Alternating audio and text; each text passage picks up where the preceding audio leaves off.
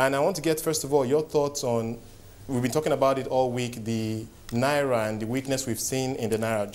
Can you just share your perspective on what's going on? Okay, we've seen a continued devaluation of the Naira. If I have to check from today back to last week, we've seen over a Naira devaluation. Market closed with at about 159, 50, 60 levels today. It actually touched 160.05 in the interbank, but the CBN intervened. That's the third day of direct intervention during this week.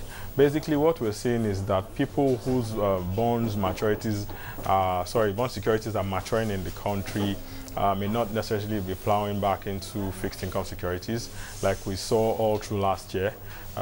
People are doing a little bit more of T-bills than bonds, and then we've seen the equities market pick up marginally too because of the fantastic results we've seen from the banking sector and some other dividend payments or declaration we've seen from companies outside the banking sector, e.g. Dangote Cement. But basically, we noticed that people are not going in heavy into bonds, and there's been some stability. All right, but if I can bring you back to the Naira and talking about the exchange rate, do you get a sense that there's any front loading of demand right now? I mean, clearly there are reasons for why the Naira has been weakening over the last week or so. So some people might be beginning to get a bit worried and concerned and begin to front load that demand, which may eventually put down more pressure on the Naira. Okay, it looks like an inception of something very serious. Like you've said, it's cause for concern. But basically, we know that there's going to be repatriation. There were repatriations at the end of the first quarter, but this has continued despite intervention. It may continue into summer when we're going to see a lot of outflows for, other factors that are external, basic events that are happening. We know that the Nigerian government to be very bullish to an extent, spending money on the power sector. We've seen the Minister of Power promise that by June, we're going to see a lot of improvements. I expect that those are the main drivers. Okay, let's talk a bit more assets.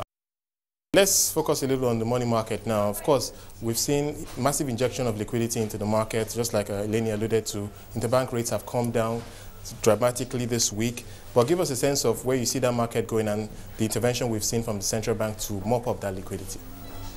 Okay, the intervention has been serious, but this is not just federal allocations coming in, to the tune of over 700 billion. We're seeing bond maturity, over 295 billion has matured, inclusive of the 700 billion that I said earlier, and that gives you an inflow of, over 900. We expect more maturities. There's a bond maturity today.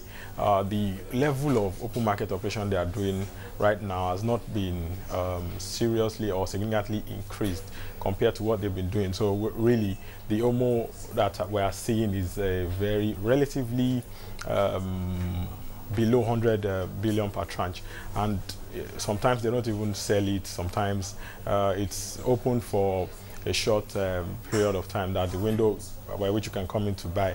So, and what we've noticed again is that most counterparties and other banks are quoting very, very high, because in one circumstance or one situation we saw that CBN did not sell, because of course they would also be trying to reduce their cost of funding.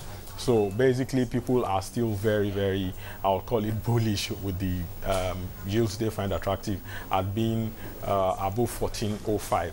But the CBN, just like we saw on the primary auction, where stop rates ended up at 91 days, all of them, 91, 180, and 364 days, ending below 14%, around 13.8 levels.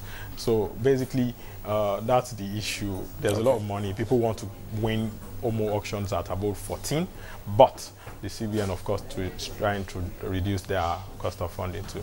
Right, a quick check on the government securities market, maybe starting with the Treasury bills market. I'm hearing about a bullish trend there.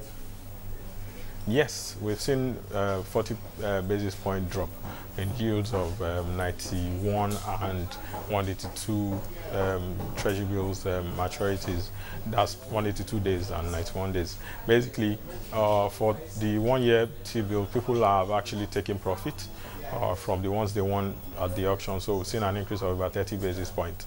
All right, Bankole, have a fantastic weekend. Thank you for your thoughts. Bankole Odusanya from UBA, giving us some thoughts on the money market and, of course, the FX market, which has come under some pressure this week.